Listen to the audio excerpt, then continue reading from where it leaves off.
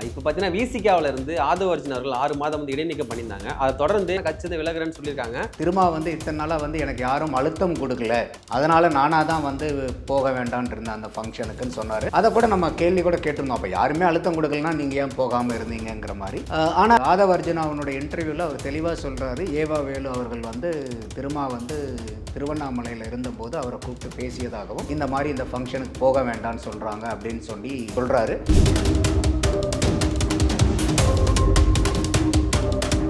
இங்கே பதிவு பண்ணியிருக்கேன், திருமாவளவன் அவர்கள் தான் ஆதவ அர்ஜுனா இயக்கிக்கிட்டு இருக்காரு, அங்கே ஒரு கேம் விளாண்டுருக்காங்கன்னு சொல்லியிருந்தீங்க. ஆனால் அது இப்போ பொய் அப்படிங்கிற மாதிரி பார்க்க முடியுது. எப்பயுமே நீங்கள் ஒரு ஸ்ட்ராட்டஜி பண்ணும்போது அது ஒரு கிரவுண்ட் ரூல்ஸ் இருக்கும்போது அதுக்கு ஒரு செட் ஆஃப் ரூல்ஸை விட்டு வெளியே போகும்போது நீங்கள் அவுட் ஆகிடுவீங்க. அந்த மன்னராட்சி 2026 இந்த மன்னராட்சியை உடைக்கணுங்கிறது இது மற்றதெல்லாம் இந்த அளவுக்கு நேரடியாக இல்லைன்னா இந்த இடத்துல நேரடியாக அவர் உதயநிதி ஸ்டாலினை தாக்குறாரு. அந்த இடத்துல இவர் he has crossed the boundary.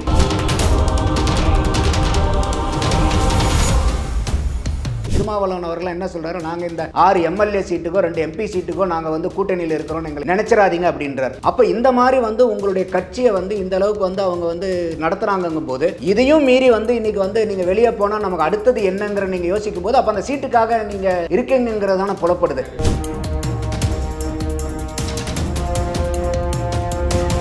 ஏற்கனவே நம்ம இந்த மாதிரிலாம் ஆதவ அர்ஜுனாவை இயக்கிறது மூலியமா நம்மளுடைய டிமாண்டை நம்மளுடைய கட்சியினுடைய பலத்தை அதிகரிக்கலாம்னு திருமாவளவன் யோசிச்சிருக்கலாம். அப்படி யோசிச்சவர் இப்போ இன்னைக்கு நடவடிக்கை மூலியமா என்ன ஆகுதுன்னா முதல்ல இருந்ததை விட இன்னைக்கு வீக்கா மாறுறாங்க. அப்ப இன்னைக்கு அப்பட்டமாவே என்ன தெரியுது, எங்களுக்கு திமுகவை விட்டா வேற வழியே கிடையாது, கதியே கிடையாதுன்னு நினைக்கும் போது இன்னும் திமுகவினுடைய கை விடுதலை சிறுத்தைகள் இது மேல ஓங்கிதான் இருக்கும் அவங்களுக்கு.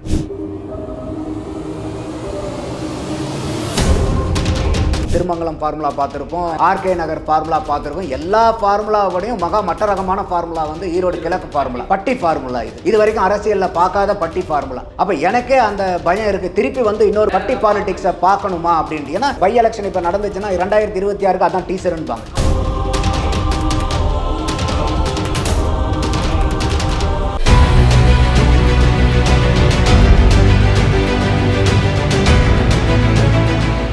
சாட்டை நேயர்களுக்கு வணக்கம். இன்றைய நேர்காணலில் நம்மோடு இணைந்திருப்பவர் அரசியல் விமர்சகர் திரு நந்தகுமார் சார் அவர்கள். வணக்கம் சார். வணக்கம் விக்ரம். வணக்கம் ராஜேந்திரன். இப்போ பார்த்தீங்கன்னா விசிகாவில் இருந்து ஆதவ அர்ஜுன் அவர்கள் 6 மாதம் இடைநீக்கம் பண்ணியிருந்தாங்க. அதை தொடர்ந்து நான் கட்சியிலேருந்து முழுமையாக விலகிக்கிறேன், இது நம்மளை சம்மந்தப்பட்ட நிறைய விவாதத்தை ஏற்படுத்துவாங்க, அதன் காரணமாக தான் நான் கட்சியிலேருந்து விலகிறேன்னு சொல்லியிருக்காங்க.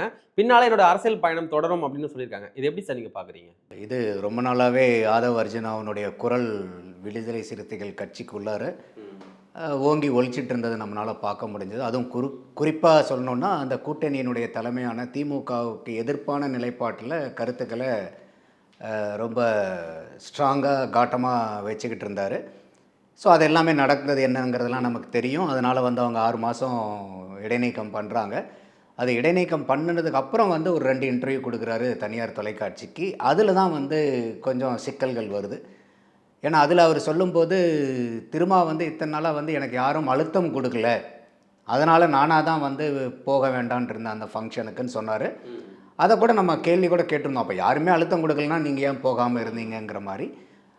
ஆனால் அதில் ஆதவ அர்ஜுனா அவனுடைய இன்டர்வியூவில் அவர் தெளிவாக சொல்கிறாரு, ஏவா வேலு அவர்கள் திருமா திருவண்ணாமலையில் இருந்தபோது அவரை கூப்பிட்டு பேசியதாகவும் இந்த மாதிரி இந்த ஃபங்க்ஷனுக்கு போக வேண்டாம்னு சொல்கிறாங்க அப்படின்னு சொல்லி சொல்கிறாரு.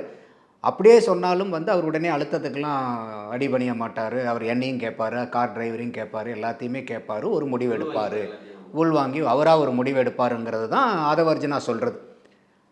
ஆனால் அதில் நம்ம பார்க்கும்போது இன்றைக்கி 2 கருத்து தான், அதில் போகலாமா வேண்டாமா. அப்போ போகலான்னு சொல்லக்கூடிய ஆட்கள் யார் யார், போக வேண்டான்னு சொல்ல ஆட்கள் யார் யார். அப்போ எல்லாத்தினுடைய கருத்தை வாங்குறாருன்னா பன்முகப்பட்ட கருத்துக்கள் அங்கே இல்லை, போகலாமா வேண்டாமாங்கிறது தான் பிரதான முடிவு எடுக்கிறது. அப்போ போக வேண்டாம் எல்லாத்தினுடைய கருத்தையும் கேட்டு அவர் போகலாமா வேண்டாமான்னு எடுக்கும்போது, அவர் வேண்டான்னு முடிவு எடுக்கும்போது அந்த வேண்டான்னு சொல்லக்கூடிய ஆட்களினுடைய கருத்துக்கு அதிக வேல்யூஷன் முக்கியத்துவம் கொடுக்குறாரு.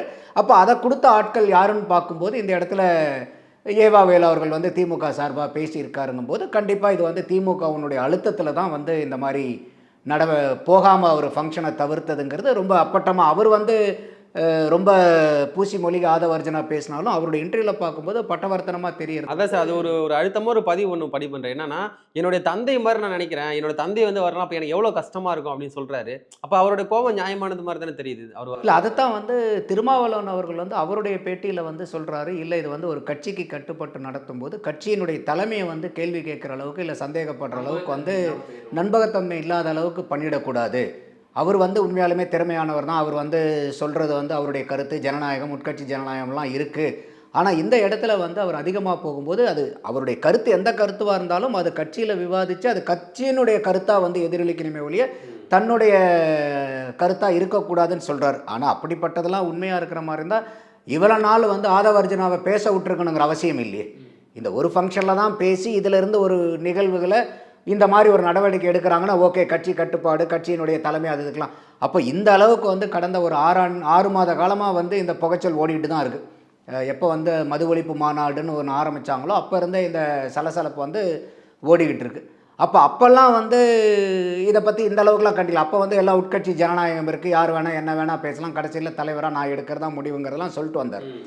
அப்போ இது வரைக்கும் வந்து அவர் ஆதவர்ஜனா பேசினது வந்து திருமாவனுடைய ஒரு ஆசீர்வாதம் இல்லாமல் பேசியிருக்க முடியறதுக்கு வாய்ப்பே கிடையாது. ஏன்னா பல பேர் சொன்னது வந்து ஆதவர்ஜனா தான் வந்து திருமாவை ஏற்கிறாருன்னு சொன்னாங்க. ஆனால் நம்மளே உங்கள் நேர்காலில் சொல்லியிருந்தோம், இல்லை திருமா தான் ஆதவை டைரக்ட் பண்ணுறாரு, திருமாவை டைரக்ட் பண்ணுற அளவுக்கு யாரும் இல்லை, திருமா தான் மற்றவங்களை டைரக்ட் பண்ணுவாருன்னு நம்ம பேசியிருந்தோம்.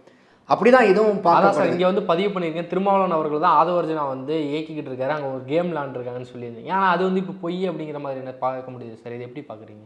இது வந்து என்னென்னா அவங்களுக்கு வந்து அந்த அதாவது எப்பயுமே நீங்கள் ஒரு ஸ்ட்ராட்டஜி பண்ணும்போது அது அது அது வந்து ஒரு கிரவுண்ட் ரூல்ஸ் இருக்கும்போது அதுக்கு ஒரு செட் ஆஃப் ரூல்ஸை விட்டு வெளியே போகும்போது நீங்கள் அவுட் ஆகிடுவீங்க. அப்போ என்னென்னா இந்த இடத்துல அந்த மன்னர் ஆட்சி பிறப்பாலே ஒருத்தருக்கு மன்னர் உடனே வந்து ஆட்சிக்கு வர முடியாதுங்கிறது வந்து இது 2026 இந்த மன்னராட்சியை உடைக்கணுங்கிறது வந்து இது மற்றதெல்லாம் வந்து இந்த அளவுக்கு நேரடியாக இல்லைன்னா இந்த இடத்துல நேரடியாக வந்து அவர் வந்து உதயநிதி ஸ்டாலினை வந்து தாக்குறாரு. அதே மாதிரி திமுகவோட கிரவுண்டு அவங்களுக்கு அதுதான் மெயின் கோரே அவங்களுக்கு. ஏன்னா இப்போ இன்றைக்கி வந்து அவரை வந்து உதயநிதியை வந்து துணை முதலமைச்சர் ஆக்கிட்டாங்க. அப்போ அந்த துணை முதலமைச்சர் ஆக்கிறதுக்கு காரணமே என்ன, அடுத்தது அவரை முதல்வர் ஆக்கணுங்கிறது தான். அப்போ அந்த இடத்துல வந்து இவர் விடுதலை சிறுத்தைகள் கட்சி சார்பில் இருந்து இவர் பேசக்கூடியவர் வந்து திமுகவினுடைய பிரதானமாக ஒரு இருக்க போகிறவர் இப்போ உதயநிதி ஸ்டாலின். அப்போ அவரை வந்து இவர் கிரிட்டிசைஸ் பண்ணி பேசினது வந்து அங்கே கட்சியில் ஏற்றுக்கிறதுக்கு ஆட்கள் இல்லை அங்கே திமுக கூட்டணியில். அந்த இடத்துல வந்து இவர் he has cross the boundary.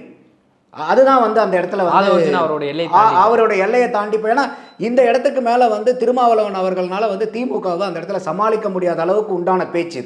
அப்போ இதுலேயும் வந்து ஆதவர்ஜனாவை வந்து இடைநீக்கம் பண்ணுறதுக்கு வந்து பெரிய அழுத்தம் அங்கே இருந்ததாகவும் அந்த அவரை பற்றி ஏதோ ஒரு நடவடிக்கை எடுத்ததுக்கு அப்புறம் தான் நம்மளை நீங்கள் மீட் பண்ணவே முடியுங்கிற அளவுக்குலாம் செய்திகள் வந்து இன்னைக்கு சமூக வலைதளங்களில் வந்துட்டு இருக்கு. ஆனால் திருமாவளவன் என்ன சொல்றாருன்னா, அவர் வந்து கட்சியோட நடவடிக்கை எதிராக போயிட்டாரு, கட்சியிலேருந்து அவர் 6 மாதம் இடைநீக்கம் தான் பண்ணியிருந்தோம், ஒரே இடம் நாங்கள் தூக்கி போடல, அவர் அமைதியாக இருந்திருக்கலாம், ஆனால் அவர் அமைதியாக இல்லாமல் போயிட்டு கட்சிக்கு நான் எதிரான செயல்பாட்டில் அவர் பேசிட்டு இருக்காரு அப்படின்ற மாதிரி சொல்றாரு சார். ஆமாம், அவர் சஸ்பென்ஷனில் இருக்கும்போது ஏற்கனவே உங்கள் மேலே ஒரு ஒழுங்கு நடவடிக்கையினுடைய வெளிப்பாடு தான் இந்த சஸ்பென்ஷன்.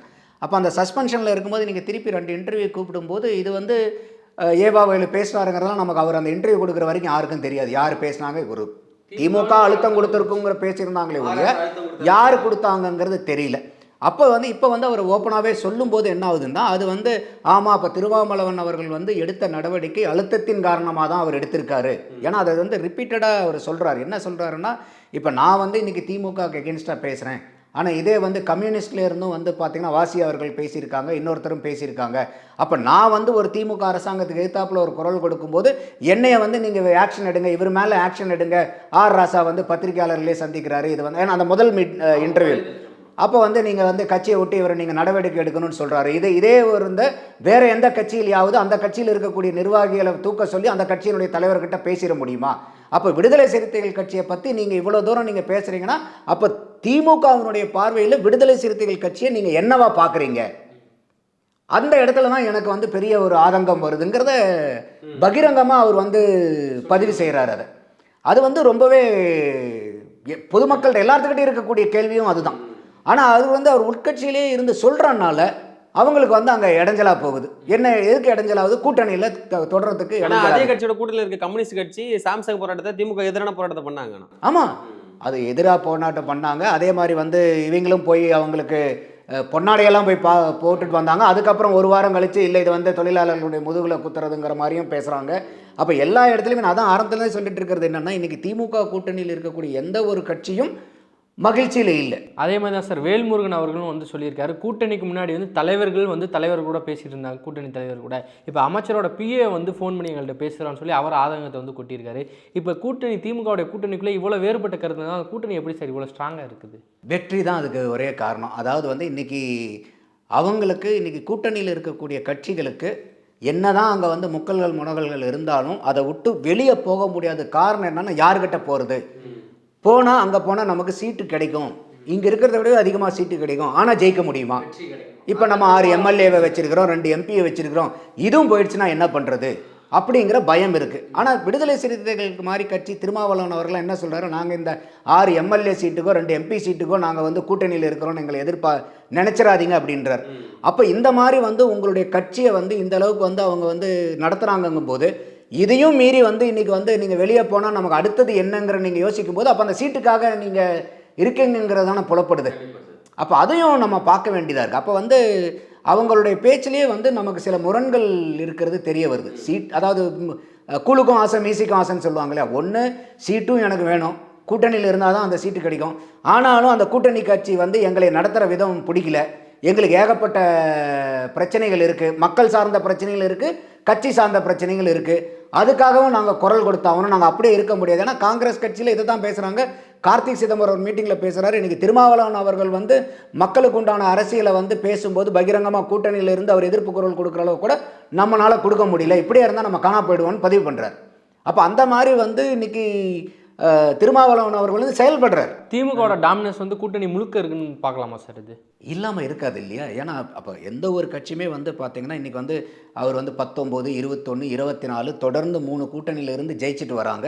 அப்போ அந்த ஜெயிச்சுட்டு வரும்போது என்னன்னு கேட்டிங்கனாக்கா, அந்த கூட்டணி அதாவது இப்போ அந்த கூட்டணிக்கு தலைமை தாங்கிறவங்களுடைய ஸ்ட்ராட்டஜி என்னவாக இருக்கணும்னா, இந்த கட்சிகள் நம்மக்கிட்ட இருக்கணும், நம்ம ஜெயிக்கிறதுக்கு உதவணும், ஆனால் அந்த கட்சியை தனிப்பட்ட முறையில் பெரிய ஆளாக ஆக்கிடக்கூடாது. அப்போ அந்த கூட்டணி கட்சிகள் பெரிய ஆளாக ஆகிட்டாங்கன்னா யாருக்கு பாதகமாக மாறும்?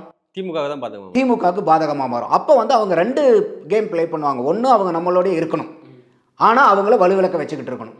அதுதான் வந்து அவங்களுடைய இது. கூட்டணி கட்சியில் இருக்கக்கூடிய திருமாமாரி ஆட்கள்லாம் வந்து என்ன பண்ணுறாங்க, இதை புரிஞ்சுக்கிறாங்க. அப்போ புரியும் போது என்ன பண்ணுறாங்க, 2 காய் நவுத்துறாங்க. ஒன்று கூட்டணியிலையும் இருக்கிறதுக்கு ஒரு பக்கம் காய் நவுத்தணும், இன்னொரு பக்கம் கூட்டணியில் இருக்கிறதுனால மட்டுமே வந்து நம்ம வந்து இவங்க சொல்கிறதுக்கெல்லாம் இருக்கக்கூடாதுங்கிறதுக்காக அந்த கட்சியில் இருக்கிறவங்களுடைய மற்றவங்களுடைய குரல் வந்து ஓங்கி ஒலிக்கிறாங்க. ஆனால் இப்போ லாட்ரி மாட்டினுடைய மருமகன் தான் இவர் ஆதவர்ஜுன் அவர்கள். அவர் வாய்ஸ் ஆஃப் காமன் நிறுவனம் வச்சு நடத்துக்கு அரசியல் வியூக நிறுவனம். அப்படி உள்ளவர் வந்து கட்சியில் ஒரு பொருளாதார ரீதியாக ஒரு பெரிய ஒரு பணபலம் உள்ள ஆள். அவரை நீக்கிட்டா இது திருமாவளவனுக்கோ விசிகாவுக்கோ பின்னாடியே இருக்காது சார்? இருக்கும். ஏன்னா இன்றைக்கி வந்து அவர் சொல்கிறாரு, எங்கள் மாமனாரனுடைய சப்போர்ட்லாம் எனக்கு இல்லை அப்படி இப்படின்னு. பட் இருந்தாலும் தனிப்பட்ட முறையிலுமே அவர் செல்வாக்கான ஆள் தான். அந்த மாதிரியான அவர் வந்தபோது தான் இந்த வெல்லும் ஜனநாயக மாநாடு நடத்தினாங்க. அப்போ அந்த வெல்லும் ஜனநாயக மாநாடு எவ்வளோ பெரிய விமர்சையாக நடத்தினாங்கன்னு நம்ம பார்த்தோம். அதே மாதிரி வந்து இந்த மது ஒழிப்பு மாநாடும் வந்து எந்த அளவுக்கு நடத்தினாங்கன்னு பார்த்தோம். நீங்கள் ஒன்றும் இல்லை, இந்த கடந்த விடுதலை சிறுத்தைகள் கட்சி ஆரம்பித்ததுலேருந்து 25 வருஷமாக தேர்தல் அரசியல் இருக்காங்க. எந்த காலகட்டத்திலேயாவது இந்த 5-6 மாதம் தொடர்ந்து விடுதலை சிறுத்தைகள் கட்சிகள் வந்து மெயின் ஸ்ட்ரீம் மீடியாவிலாகட்டும் யூடியூப்லேயாகட்டும் பேசுபடு பொருளாக தொடர்ந்து 5-6 மாதம் நீடித்த ஏதாவது உங்களுக்கு நினைவுகள் இருக்கா? அப்போ இதுதான் ஃபஸ்ட்டு டைமு. அந்த வகையில் வந்து ஆதவர்ஜுனாவுடைய கான்ட்ரிபியூஷன் ஃபார் விசிகே வந்து எனார்மஸ். இல்லை, அது ஒரு ஸ்ட்ராட்டஜி தான் அது. அப்போ அதை தான் நான் சொல்கிறேன். திருமாவளவன் அவர்களும் தொடர்ந்து அவர் கூட நீடித்து பயணித்து, அதான் நான் முதலே சொல்லியிருந்தேன். அதாவது ஒரு கூட்டம் வந்து திமுகவில் இருக்கணுங்கிற ஒரு கூட்டணி இருக்குது. அவர் ஆதவர்ஜுனா அதையும் பதிவு பண்ணுறார். எந்த கட்சியாக இருந்தாலும் அதிமுக கூட கூட்டணி போனால் பரவாயில்லங்கிறதையும் ஒருத்தங்க இருப்பாங்க, திமுகவில் இருந்தால் பரவாயில்ல. அப்போ ஒவ்வொரு கட்சிக்குள்ளாரையும் மற்ற கட்சியினுடைய நலன் விரிவுகள் இருப்பாங்க. இது அப்பட்டமாகவே அது பதிவு பண்ணுறாரு அவர். அப்போ அந்த மாதிரி இருக்கக்கூடிய ஆட்கள் வந்து நமக்கு இந்த மாதிரி திமுகவுக்கிட்ட அவங்களுக்கு எதிர்த்து அவங்க பேச மாட்டாங்க. அப்போ திருமாவளவன் அவர்கள் என்ன பண்ணுறாரு, இவர் புதுசு, 1 வருஷம்தான் ஆகுது, அது இல்லாமல் வந்து இவர் நமக்கு வந்து கட்சிக்கு ஆதரவாக குரல் கொடு. அந்த இடத்துல தான் நான் பார்க்குறது என்னென்னா, திருமாவளவன் அவர்கள் வந்து 2 பக்கமும் 2 ப்ராங்டு ஸ்ட்ராட்டஜி. ஒன்று கூட்டணி நாங்கள் பார்த்துக்கிறோம், கட்சி வளர்த்துற வேலையை நீ பாரு. ஏன்னா இப்போ மற்ற இடத்துல இருக்கிற எல்லாருமே இதை பேச முடியாது, ஆனால் நீ பேசலாம். அப்போ உனக்கு வந்து அந்த இடத்துல வந்து ஒரு ஃப்ரீடம் இருக்குது, நமக்கு அந்த ஃப்ரீடம் இல்லை அப்படிங்கிறது 2 பக்கமும் அதை 2 மாட்டு வண்டி சவாரி செய்கிற மாதிரி தான் பண்ணார். இப்போ அந்த எல்லை மாறி போனனால இன்றைக்கி வந்து பிரச்சனையில் மாட்டிக்கிட்டாங்க. இப்போ இதில் இன்னொன்று என்ன நான் பார்க்குறேன்னா, இது வந்து எப்படி வந்து விடுதலை சிறுத்தைகள் கட்சியை வந்து அவருடைய செல்வாக்கு உயர்த்தணுங்கிறதுக்காக இந்த ஸ்ட்ராட்டஜி பண்ணியிருந்தாரோ இப்போ அது வந்து விடுதலை சிறுத்தைகளை வந்து கட்சியினுடைய பலகீனமாக இப்போ மாறி இருக்கு. ஏன்னா இப்போ இன்றைக்கி வந்து நீங்கள் ஆதவர்ஜனா வெளியே போயிட்டார். இனிமேல் பாருங்கள் 1.5 வருஷத்துக்கு யாராவது அந்த விடுதலை சிறுத்தைகள் கட்சியிலிருந்து இப்போ ஆதவர்ஜனா ஓங்கி ஒழிச்ச மாதிரி இன்றைக்கி யாராவது குரல் ஒழிக்கும்னு நினைக்கிறீங்களா? அப்போ என்ன ஆகும்னா, ஒன்று ஏற்கனவே விஜய் கட்சி ஆரம்பித்ததில் பல பேர் வந்து இங்கேருந்து அங்கே போயிருக்காங்கங்கிறத பார்க்க முடியுது. ரெண்டாவது வந்து ஆதவர்ஜனா வந்து தனிப்பட்ட முறையாக தனியாக ஒரு மனிதனாக மட்டும் இங்கேருந்து வெளியே போகிறதுக்கு வாய்ப்பு இல்லை. ஏன்னா அந்தளவுக்கு வந்து இந்த கடந்த ஒரு வருஷத்தில் அவருடைய செல்வாக்கு, அவரை ஃபாலோ பண்ணக்கூடிய விடுதலை சிறுத்தைகள் கட்சி தொண்டர்களும் நிறைய பேர் இருக்காங்க. அப்போ அவர் ஏகபோகமாக இல்லைன்னா கூட அவருக்குன்னு ஒரு கூட்டம் வந்து இருக்குது. அப்போ இன்றைக்கி ஆதவர்ஜனா வெளியே போகும்போது அந்த கூட்டமும் சேர்ந்து தான் போகும். அப்போ என்ன ஆகுதுன்னா, இந்த இடத்துல என்ன சொல்ல வந்தேன்னா, இன்றைக்கி வந்து ஏற்கனவே வந்து நம்ம இந்த மாதிரிலாம் ஆதவர்ஜனாவை இயக்கிறது மூலியமாக நம்மளுடைய டிமாண்டை, நம்மளுடைய கட்சியினுடைய பலத்தை அதிகரிக்கலான்னு வந்து திருமாவளவன் யோசிச்சிருக்கலாம். அப்படி யோசிச்சவர் வந்து இப்போ இன்றைக்கி நடவடிக்கை மூலியமாக என்ன ஆகுதுன்னா, முதல்ல இருந்ததை விட இன்றைக்கி வீக்காக மாறுறாங்க. அப்போ இன்றைக்கி அப்பட்டமாகவே என்ன தெரியுது, எங்களுக்கு திமுகவை விட்டால் வேறு வழியே கிடையாது, கதியே கிடையாதுன்னு நினைக்கும் போது அவங்களுக்கு வந்து இன்றைக்கி இன்னும் வந்து திமுகவினுடைய கை வந்து விடுதலை சிறுத்தைகள் இது மேலே ஓங்கி தான் இருக்கும் அவங்களுக்கு. இப்போ ஆனால் ஆதவர்ஜனா அவர்கள் விஜய்க்காக தான் போய் பேசினார். அந்த இடத்துல இவ்வளோ தூரம் எதிர்த்து பேச விஜய்க்கு ஆதரவாக பேசியிருக்காரு. விஜய்க்கு பக்கம் போக வாய்ப்பு இருக்கா சார்? இல்லை, விஜய்க்கு ஆதரவாக பேசினாருங்கிறது இல்லை. அவர் வந்து என்ன சொல்கிறாருன்னா, விஜய் வந்து கருத்தியல் தலைவராக உருவாகிட்டு இருக்காருங்கிற ஒரு ஸ்டேட்மெண்ட்டை கொடுக்குறாரு. அதே மேடையில் வந்து ஒரு தலித் முதல்வராக வரணும்னு பேசுகிறார். நீங்கள் அந்த புத்தக வெளியிட்டு வேலையாலே தலித் முதல்வராக வரணுங்கும் போது அப்போ விஜய் வந்து தலித்தா? அப்போ அந்த இடத்துலையும் வந்து திருமாவளவனுக்காக தான் அவர் வந்து குரல் கொடுக்குறார். அப்போது இவருக்கும் வந்து அவர் தெளிவாக தான் சொல்கிறாரு. அவர் என்ன சொல்கிறாருன்னா, நமக்கு வந்து இந்த மன்னர் ஆட்சியினுடைய அந்த மனப்பான்மை, இந்த ஜனநாயகத்துக்கு எதிரான மனப்பான்மை எனக்கு பிடிக்கல. அந்த மாதிரி வந்து அவர் இன்னொன்று சொல்கிறாரு. அவர் மேலே விமர்சனிக்க வைக்கும்போது என்ன சொல்கிறாங்க, நீங்கள் இத்தனை நாள் வரைக்கும் அங்கே வேலை பார்க்கலையா நீங்கள்? அப்போ உங்களுக்கு அதெல்லாம் தெரியலையா? நீங்கள் அது மன்னர் ஆட்சிங்கிறது நீங்கள் தானே 2021 வேலை பார்த்து ஜெயிக்க வச்சிங்கன்றார். அதுக்கு அவர் தெளிவான விளக்கம் கொடுக்குறாரு. இல்லை, நான் போய் அவரை சேரும்போது 40-40 தோத்த கட்சி, அது ஜெயிச்ச கட்சியில் நான் போய் சேரல. அப்போ அதிமுக தான் எல்லாத்தையும் ஜெயிச்சிருந்தாங்க, நாங்கள் தோத்த கட்சியில் தான் போய் சேர்ந்தேன். அப்போ எனக்கு வந்து ஆட்சி அதிகாரம் முக்கியம்னா நான் மற்ற கட்சியில் கூட போய் சேர்ந்துருக்கலாம். அப்போ இந்த கட்சியில் போய் நான் தோத்திருந்த கட்சிக்கிட்ட அந்த அந்த அதிகாரத்துக்கு எதிரான குரல் இருக்கக்கூடிய கட்சிக்கிட்ட தான் போனேனே ஒழிய அதிகாரத்துக்கு இருக்கக்கூடிய கட்சிக்கு நான் போகல. அப்போ அந்த இடத்துல நான் போய் நான் அவங்களுக்காக வேலை பார்த்து, நம்ம ஸ்ட்ராட்டஜி என்னென்ன இருக்கோ அந்த மாதிரிலாம் வேலை பார்த்து நம்ம ஜெயிச்சா என்னென்னலாம் செய்யணும்னு பேசினாங்களோ, ஜெயிச்சு வந்ததுக்கப்புறம் அவங்க சொன்னதுக்கும் செய்யறதுக்கும் வித்தியாசம் இருக்குது. அப்போ எதிர்கட்சியாக இருக்கும்போது அவங்க சொன்னதை யோசித்ததை பூரா ஆளுங்கட்சியாக வந்ததுக்கப்புறம் அவங்க செய்ய தவறிடுறாங்க. அதிலே வந்து எனக்கு முரண்பாடு வருதுன்னு சொல்கிறார். சரி, இப்போ ஒரு பாயிண்ட் ஆஃப் வியூ சொல்கிறாங்க, திமுக தான் வந்து ஆதவர்ஜனை வந்து இயக்கிக்கிட்டு இருக்கு. ஏன்னா திமுகவில் வந்து 9 ஆண்டு காலத்துக்கிட்ட வந்து பயணிச்சார். அதாவது ஸ்ட்ராட்டஜிஸ்டாகவும் இருந்தார், கட்சியிலேருந்து உறுப்பினராக இருந்திருக்காரு. அதன் பின்பு விசிகாவுக்குள்ளே வந்து ஆதவர்ஜனை அனுப்புனதே வந்து திமுக தான். இப்போ விசிகாவில் இருந்து விஜய் அவர்கள்கிட்ட வந்து அவர் அனுப்புறதே அவங்க திமுக தான் அப்படின்னு சொல்கிறாங்களே, இது எப்படி பார்க்குறீங்க? இல்லை, இது என்ன சொல்கிறது, எல்லாரும் ஒவ்வொருத்தரும் ஒவ்வொரு பாயிண்ட் ஆஃப் வியூவில் பேசிகிட்டு இருப்பாங்க. இது வந்து ஒரு கான்ஸ்பிரசி தியரி மாதிரி தான். இது இப்படியும் இருக்கலாம், அப்படியும் இருக்கலாம், இது இருக்கலாமா அது இருக்கலாமான்னு ஒவ்வொருத்தர் யூகத்துக்கு வந்து பேசுவாங்க. அது நம்ம உண்மை என்னங்கிறது யாருக்கும் தெரியாது. நம்ம இருக்கக்கூடிய அந்த கனெக்டிங் த டாட்ஸ் தான். எந்தெந்த விஷயத்தை வச்சு என்னென்ன மாதிரி நம்ம வந்து ஒரு யூகிக்க முடியுமோ அதை தான் நம்ம செய்கிறோம். பட் அந்த மாதிரி இருக்குமான்னா இருக்கலாம். அவர் வந்து இப்போ உதாரணத்துக்கு சொல்ல போனால் இன்றைக்கி விடுதலை சிறுத்தைகள் கட்சி இன்றைக்கி நான் சொன்னேன் அதான் முதல்ல இருந்ததை விட இன்றைக்கி வந்து அவங்க வளர்கிற மாதிரி இருந்தாங்க, ஆனால் வீக் ஆகிட்டாங்க. அப்போ இது வந்து ஒரு டிஎம்கேவோட அஜெண்டாவான அது சொல்கிறீங்க, அவங்களுடைய பார்வையில் அந்த மாதிரி அவங்க அனலைஸ் பண்ணிருக்காங்க. ஸ்டாலின் அவர்களுடைய கேம். ஆமாம், இது வந்து இன்றைக்கி அப்பனண்ட் வந்து ஸ்டாலின் தான். அதாவது நீங்கள் ஒன்றும் இல்லை, நீங்கள் மது ஒழிப்பு மாநாடு வந்து அனௌன்ஸ் பண்ணுறாரு. அந்த மது ஒழிப்பு மாநாடு யாருக்கு எகென்ஸ்டாக அனௌன்ஸ் பண்ணுறாங்க? திமுக எகென்ஸ்டாக தான் அனௌன்ஸ் பண்ணுறாங்க. அப்போ அந்த மாதிரி இடத்துல வந்து திமுக என்ன புத்திசாலித்தனத்தோட பண்ணுறாங்க, ஆர்எஸ் பாரதியும் டிவிகே இளங்கோன்ற அந்த 2 பேர்த்தையும் வந்து அந்த மீட்டிங் அனுப்பி வைக்கிறாங்க. அந்த இடத்துல திருமாவளவன் அவர்களுடைய மாநாடு வந்து புஷ்ஷுன்னு போயிடுச்சு. தோத்து போயின மாநாடு தான் அது. ஏன்னா கூட்டம் கூட்டிருக்கலாம், நாங்கள் வந்தோம் பார்த்தீங்களா, இதை காமிச்சிக்கலாமே ஒழிய அந்த மாநாட்டுடைய நோக்கம் வெற்றி பெற்றுச்சா? அப்போ அந்த இடத்துல கொள்கை ரீதியாக அந்த மாநாடு வந்து தோற்று போச்சு. அப்போ அதே மாதிரி தான் இன்றைக்கும் வந்து பார்க்கும்போது திருமாவளவன் அவர்கள் வந்து இந்த ஸ்ட்ராட்டஜி எடுக்கிறாரு. எப்படி இருந்தாலும் நம்மளுடைய கட்சியை வந்து நிலைப்படுத்தணும், நம்ம கட்சியை வந்து பேசுபடு பொருளாக இருக்கணும், நம்மளுடைய கட்சி நம்ம எல்லாம் பாருங்கள் எல்லாருமே கூட்டணிக்கு என்னையை தான் கூப்பிட்டு இருக்காங்க. இன்றைக்கி விடுதலை சிறுத்தைகள் கட்சி தான் தேவைப்படக்கூடிய கட்சியாக இருக்குது, ஒரு மோஸ்ட் வாண்டட் பார்ட்டியாக வந்து வளர்ந்துக்கிட்டு இருக்கோங்கிற ஒரு கட்டமைப்பை ஏற்படுத்த பார்த்தாங்க. இப்போ அதுலேயும் வந்து பார்த்திங்கனாக்கா அவங்க வந்து இன்றைக்கி வீக் ஆகியிருக்காங்க. அப்போ அதெல்லாம் வந்து பார்க்கும்போது சில பேர் அதை யூகிக்கிறாங்க. பட் என்னுடைய பார்வை அந்த மாதிரி இருக்குமான்னு தெரியல. ஏன்னா அப்படி இருந்துச்சுன்னா ஒரு மன்னராட்சிங்கிறது வந்து என்ன இது இன்றைக்கி வரைக்கும் நம்ம எல்லாருமே பேசிகிட்டு இருந்தது குடும்ப அரசியல், வாரிசு அரசியல், இது தான் பேசிக்கிட்டு இருந்தோம். ஆனால் இந்த மன்னராட்சின்னு ஆதவர்ஜனா சொன்னது வந்து ரொம்ப பவர்ஃபுல்லான வேர்டு. அது அப்போ அந்த மாதிரி வந்து இவங்க ஸ்ட்ராட்டஜிக்கலாக அதை வந்து கொண்டு வராங்கன்னா இவ்வளோ பெரிய காட்டமான ஒரு விமர்சனத்தை வந்து வைக்கிறதுக்கு திமுகவே அளவு பண்ணாது. அதுதான் உதயநிதி சொல்றாரு சார், அவருக்கு அறிவு இருக்கா இல்லையா, இது வந்து மன்னராட்சினா மக்கள் தானே தேர்ந்து ஓட்டு போடுறாங்க அப்படின்னு சொல்லிட்டு உதயநிதி ஸ்டாலின் சொல்றாரு. அதுக்கு இல்லை அவர் யோசிக்கிட்டு சொல்கிறது என்னன்னா அவங்க அப்பாவை சொல்கிறாருன்னு நினச்சிக்கிறாரு. ஆதவர்ஜுனா சொல்கிறது முழுக்க முழுக்க வந்து உதயநிதி ஸ்டாலின். ஏன்னா அதைத்தான் அவர் வந்து முதல்லயே வந்து தனியார் இன்டர்வியூவில் சொல்கிறாரு, நான் சினிமாவில் நடிச்சுட்டு வந்த உடனே வந்து பார்த்தீங்கன்னாக்கா 4 வருஷத்தில் துணை முதல்வர் கிடைக்கிறாங்க, அப்போ வந்து திருமாவளவன் அவர்கள் வந்து இத்தனை வருஷமாக இருக்கும்போது எங்கள் தலைவர் ஏன் வந்து ஆகக்கூடாது அப்படிங்கிற ஸ்டேட்மெண்ட்லாம் அப்போ விடுறாரு. அப்போ இன்றைக்கி ஆதவர்ஜுனா சொன்னது வந்து ஸ்டாலின் அவர்களில் சொன்னதாக நான் பார்க்கல. ஏன்னா ஸ்டாலின் அவர்கள் வந்து இந்த அளவுக்கு வந்து கலைஞர் வந்து உயிரோடு இருக்கிற வரைக்கும் ஸ்டாலின் அவர்களுக்கு முதல்வர் பதவி கிடைக்கல. ஸ்டாலின் அவர்களை வந்து படிப்படியாக ஒவ்வொரு படியாக வந்து கலைஞர் வந்து செதுக்கிக்கிட்டே வரார், அவரை வந்து உற்பத்தி பண்ணிக்கிட்டே வரார், தகுதியை வளர்த்துக்கிட்டே வரார். அதனையும் வந்து அவர் இருக்கிற வரைக்கும் அவரை வந்து சீஃப் மினிஸ்டர் ஆக்கல. அவருக்கும் பல கம்பல்ஷன்கள் இருந்தது, ஃபேமிலி சைடில் இருந்தும் கட்சி சைடில் இருந்தும். பட் கலைஞர் வந்து அதுக்கு ஈல்ட் ஆகலை. அப்புறம் ஜெயிச்சு அவராக தான் வந்து வராரு. அப்போது இவர் சொல்கிறது வந்து இன்றைக்கி ஸ்டாலின்னால இதை நம்ம இந்த குற்றச்சாட்டை சொல்ல முடியாது. ஏன்னா அவர் வந்து கட்சிக்காக உழைச்சி ஒவ்வொரு படிப்படியாக ஏறி இன்றைக்கி தான் இந்த 2021 தான் அவர் முதல்வர் ஆகிறார். ஆதவர்ஜுனா சொல்கிறது முழுக்க அவருடைய வந்து மன்னராட்சி பிறப்பாலே ஒரு முதல்வர் ஆகலாங்கிறது வந்து உதயநிதி ஸ்டாலினை தான் அவர் கேட்குறாரு. ஏன்னா அவர் வந்து 2019 தான் தேர்தலுக்குள்ளார வராரு, 2021 எம்எல்ஏ ஆகிறாரு, 2023 மினிஸ்டர் ஆகிறாரு, 2024 துணை முதல்வர் ஆகிறாரு, 2026 முதல்வர் கூட ஆகலாம். அதைத்தான் வந்து அவர் வந்து ஆதவர்ஜுனா வைக்கிறாரே ஒளி ஸ்டாலின் அவர் வச்ச மாதிரி என்னுடைய பார்வையில் அது இல்லை. ஆனால் ஆதவர்ஜுனா அந்த லெட்டரில் எப்படி குறிப்பிடாருன்னா, அண்ணா, பெரியார், அம்பேத்கர் இவங்க வழியில தான் நான் போவேன், சாதி ஒழிப்பு, சமத்துவம், சமூக நீதி இதை தான் நான் பின்பற்றுவேன் அப்படின்னு சொல்றாரு. என்னோட அரசியல் பயணம் தொடரும் அப்படின்னு சொல்றாரு சார். பின்னால தொடர எதில் தொடர்வார் அது கட்சி? அவர் வந்து ரொம்ப அரசியல் வேட்கை இருக்கக்கூடிய ஆள். அவர் திருமாவளவன் அவர்களே சொல்லும்போது இந்த மாதிரி கல அரசியல் வந்து செய்கிறது அதெல்லாம் வரவேற்கக்கூடியது தான், மக்களுக்கு உண்டான விளிம்பு நிலை மக்களுக்கான அரசியலை வந்து முன்னெடுத்து போகணும்னு அதெல்லாம் வந்து திருமாவளவன் அவர்களே பாராட்டுறார்.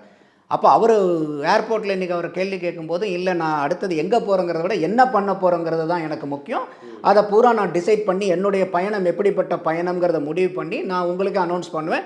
அந்த பயணத்தை வெற்றிகரமாக முடிக்கிறதுக்கு எந்த கட்சி வந்து அவருக்கு வந்து ஒரு வண்டியாக இருக்குமோ அந்த பயணத்தை வேகமாக துரிதமாக நடத்த அந்த வண்டியில் இருக்கலாம். ஏன்னா அவர் இந்த ஆங்கிளில் பார்க்கும்போது இந்த ஃபங்க்ஷன்லாம் புத்தக விழாலாம் நடக்கும்போது அதுவும் விஜய் அவர்கள் பேசி முடிச்சுட்டு வந்ததுக்கப்புறம் விஜய் ஒரு மாதிரி அவர் பார்த்தா அதுக்கப்புறம் அவரை போய் கட்டி பிடிச்சதெல்லாம் பார்க்கும்போது ஒரு நல்ல கெமிஸ்ட்ரி விஜய்க்கும் ஆதவர்ஜுனாக்கும் இருக்கும் அப்படிங்கிறது தான் என்னுடைய யூகமும் கூட. அதே மாதிரி அவர் அங்கே போய் பயணியாற்றினாலும் என்னை பொறுத்த வரைக்கும் ஆச்சரியப்படுறது விஷயமா இல்லை. சார், இவ்வளோ விஷயங்கள் வந்து போயிட்டுருக்கு. ஆனால் நேற்றைய தினம் இன்னொரு விஷயம் நடந்துச்சு. பிரதான எதிர்க்கட்சி அதிமுக வந்து பொதுக்குழு கூட்டி 26 தீர்மானங்கள் வந்து நிறைவேற்றிருக்காங்க. மாபெரும் கூட்டணி அமைக்க போகிறோம் அப்படின்னு சொல்லி எடப்பாடி பழனிசாமி அவர் சொல்லியிருக்காங்க. அதிமுகவோட மூவ் எப்படி இருக்குன்னு நினைக்கிறீங்க? அதிமுகவுக்கு அந்த கட்சி பிரமுகர்கள் ஏற்கனவே சில பேர் சொன்ன மாதிரி இந்த 2026 தேர்தல் வந்து வாழ்வா சாவாதான். ஏன்னா அவங்க வந்து எடப்பாடி அவர்கள் ஜெயலலிதா அம்மையார் இறந்ததுக்கப்புறம் ஆட்சியில் இருக்கும்போதே இறந்தனால அவருங்க வந்து முதல்வர் ஆயிட்டாங்க. ஆனால் அதுக்கப்புறம் வந்து இவங்க எலெக்ஷனை வந்து ஜெயிக்க முடியல. காரணம் என்னென்னா நிறையா உட்கட்சி பிரச்சனைகள், ஓபிஎஸ் ஒரு பக்கம், டிடிவி ஒரு பக்கம், சசிகலா ஒரு பக்கம்னு சொல்லிட்டு. ஆனால் எடப்பாடி திடகாத்திரமாக என்ன சொல்கிறாரு, இல்லை அவங்களாம் பிரிஞ்சு போனீங்கன்னு சொல்லாதீங்க, நான் என்னால் விலக்கப்பட்டவர்கள் நீக்கப்பட்டவர்கள் ரைட். ஆனால் வந்து அந்த கட்சி வந்து இன்றைக்கு வரைக்கும் நீங்கள் வெற்றி முகத்தை பார்க்க முடியாமல் இருக்குது. ரெண்டாவது, இன்றைக்கி விக்கிரவாண்டி ஒரு தேர்தலில் தமிழ்நாட்டு அரசியல் 53 ஆண்டு காலமாக இருக்கக்கூடிய ஒரு அரசியல் கட்சி, மாபெரும் அரசியல் கட்சி, தமிழ்நாட்டை அதிகமாக ஆண்ட அரசியல் கட்சி வந்து நீங்கள் விக்கிரவாண்டி பை எலெக்ஷனில் வந்து நீங்கள் போட்டி போடாதது அது ஒரு பெரிய ட்ராபேக். ஏன்னா அந்த எம்பி தேர்தலில் கூட அவங்க வாங்கின வாக்கை வச்சு கணக்கு போடும்போது அந்த விக்கிரவாண்டி சட்டமன்ற தேர்தலில் 66,000 வாக்கு வாங்கினதுக்கு சமமாக இருக்குது அந்த இடத்துல. அப்போ அந்த 66,000 வாக்கு அங்கே வாங்கி கூட அதை இன்னும் கேபிட்டலைஸ் பண்ணி அவங்க அங்கே ப்ரூவ் பண்ணுறதுக்கு பதிலாக இவங்க வாக் ஓவர் வாங்குறாங்க. கேட்டால் இந்த பை எலெக்ஷன்லாம் எப்படி நடக்கும்னு தெரியாதா? இதே விக்கிரவாண்டியில் இந்த போன பொது தேர்தலுக்கு முன்னாடி பை எலெக்ஷனில் ஜெயிச்சது அதிமுக. அப்போ அதிமுக எப்படி ஜெயிச்சது அந்த பை எலெக்ஷனில்? இப்போ ஈரோடு கிழக்கில் வந்து ஈவிகே சிலவங்க வந்து மறைஞ்சிருக்காங்க. ஒருவேளை அங்கே இடைத்தேர்தல் நடந்துச்சுன்னா அதிமுக அங்கே போட்டியிட வாய்ப்பு இருக்குமா? இது வந்து ரொம்ப இக்கட்டான சூழ்நிலை வந்து இன்றைக்கி எடப்பாடி அவர்களுக்கு. ஏன்னா இன்றைக்கி கொங்கு மண்டலம் வந்து அவங்களுடைய பெல்ட்டுன்னு எப்பயுமே அதிமுக அவனுடைய பெல்ட்டுன்னு சொல்லுவாங்க. திமுக எந்த அளவுக்கு வந்து ஒரு பட்டி பாலிட்டிக்ஸ் அங்கே பார்த்து இந்த இவிகேஎஸ் மறைந்த இவிகேஎஸ் அவரை வந்து எம்எல்ஏ வாக்குனாங்கன்னு தெரியும். நானும் ஈரோட்டுக்காரன் தான். ஸோ அதாவது நம்ம வந்து பல ஃபார்முலா பார்த்துருப்போம், திருமங்கலம் ஃபார்முலா பார்த்துருப்போம், ஆர்கே நகர் ஃபார்முலா பார்த்துருக்கோம். எல்லா ஃபார்முலாவோடையும் மற்ற ரகமான ஃபார்முலா வந்து ஈரோடு கிழக்கு ஃபார்முலா, பட்டி ஃபார்முலா. இது இது வரைக்கும் அரசியலில் பார்க்காத பட்டி ஃபார்முலா.